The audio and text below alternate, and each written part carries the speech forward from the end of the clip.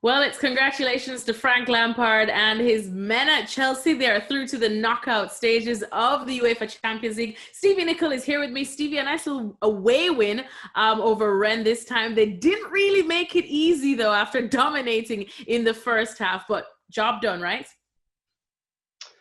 Yeah, you wondered when they let the equaliser up with 5 minutes to go. Garassi with a free header from a corner 6 yards out, and all that good and hard work. It seemed as though it was going to go down the drain.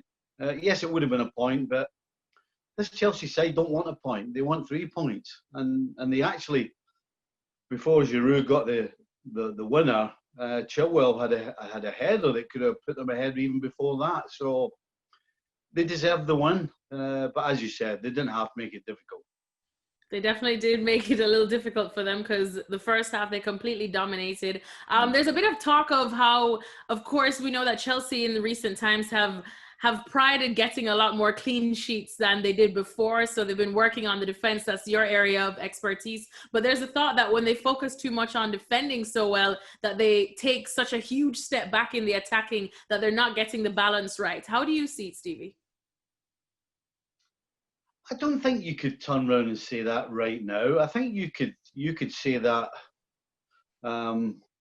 previous to Silva coming, but I think pretty much since his arrival, other than the first game when he had an absolute howler.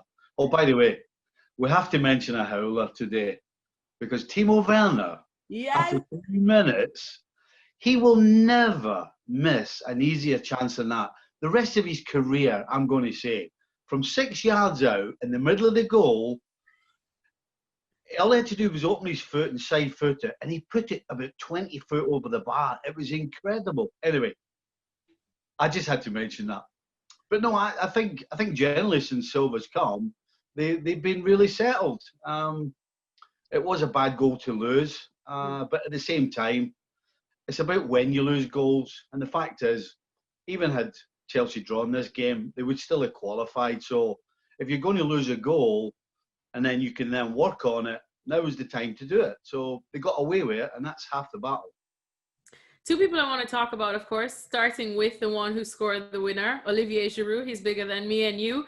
Timo Werner probably owes him a cold one after this one, but Giroud, once again, coming up trumps for Chelsea. Is he underrated? Yeah. Well, he's also got a bigger nose than you and I as well.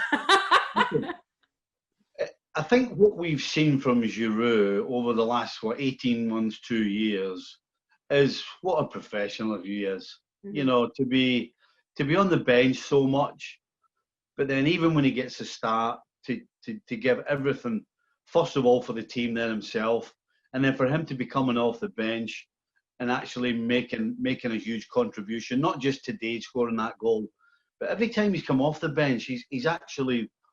Well, he's made a contribution, as I said. So I think that's huge credit to him. I don't think he's underrated.